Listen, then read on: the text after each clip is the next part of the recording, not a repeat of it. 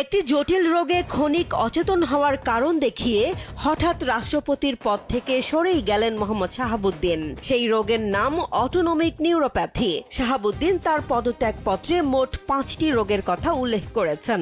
শুক্রবার 24 জুলাই জাতীয় সংসদের স্পিকারের কাছে সংবিধানের 50(3) অনুচ্ছেদ অনুযায়ী পদত্যাগপত্র জমা দেন মোহাম্মদ শাহাবুদ্দিন। চিঠিতে তিনি উল্লেখ করেন, শারীরিক ও মানসিক অসামর্থ্যই তার পদত্যাগের প্রধান কারণ।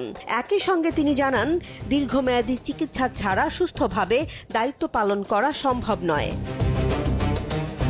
পদত্যাগপত্রে নিজের দায়িত্বকালের কথাও স্মরণ করেন তিনি। 2023 সালের 24 এপ্রিল রাষ্ট্রপতি হিসেবে শপথ নেয়ার পর 2024 সালের 5 আগস্টের রাজনৈতিক পরিবর্তনের প্রেক্ষাপটে দেশে যে সাংবিধানিক সংকট তৈরি হয়েছিল তা মোকাবিলায় সংবিধানের 106 অনুচ্ছেদ অনুযায়ী সুপ্রিম কোর্টের আপিল বিভাগের মতামত গ্রহণ করেন। এরপর রাজনৈতিক দলগুলোর সঙ্গে আলোচনা করে অন্তর্বর্তীকালীন সরকার গঠনের উদ্যোগ নেওয়া হয় বলেও তিনি উল্লেখ করেন।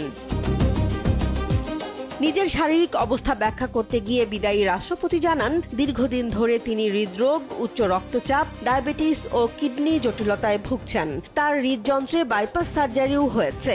এর পাশাপাশি সম্প্রতি তার শরীরে শনাক্ত হয়েছে অটোনমিক নিউরোপ্যাথি নামের একটি বিরল রোগ। এই রোগের কারণে শরীরের স্বয়ংক্রিয় স্নায়ুতন্ত্র স্বাভাবিকভাবে কাজ করতে পারে না এবং হঠাৎ রক্তচাপ কমে যাওয়া বা সাময়িকভাবে জ্ঞান হারানোর মতো পরিস্থিতি তৈরি হতে পারে। পদত্যাগপত্রে তিনি স্পষ্টভাবে উল্লেখ করেছেন, এই রোগের কারণে মাঝে মাঝেই তিনি ক্ষণিকের জন্য অচেতন হয়ে যান। রাষ্ট্রপতির মতো গুরুত্বপূর্ণ সাংবিধানিক দায়িত্ব পালনের ক্ষেত্রে এটি বড় ধরনের ঝুঁকি তৈরি করছে বলেই তিনি মনে করেন। তাই দেশের সাংবিধানিক কার্যক্রম নির্বিঘ্ন রাখতে দায়িত্ব থেকে সরে দাঁড়ানোর সিদ্ধান্ত নিয়েছেন।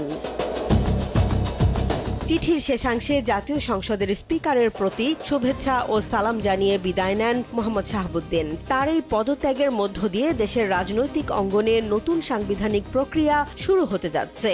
এখন সংবিধান অনুযায়ী পরবর্তী রাষ্ট্রপতি নির্বাচনের বিষয়ে প্রয়োজনীয় পদক্ষেপ নেওয়া হবে। রাষ্ট্রপতির পদত্যাগের এই সিদ্ধান্ত দেশের সাংবিধানিক ধারাবাহিকতায় গুরুত্বপূর্ণ একটি ঘটনা। স্বাস্থ্যগত কারণকে সামনে রেখে দায়িত্ব থেকে সরে দাঁড়ানোর এই ব্যাখ্যা এখন রাজনৈতিক ও সাংবিধানিক অঙ্গনে নতুন আলোচনার জন্ম দিয়েছে। জেসমিন জাহান, কালবেলা।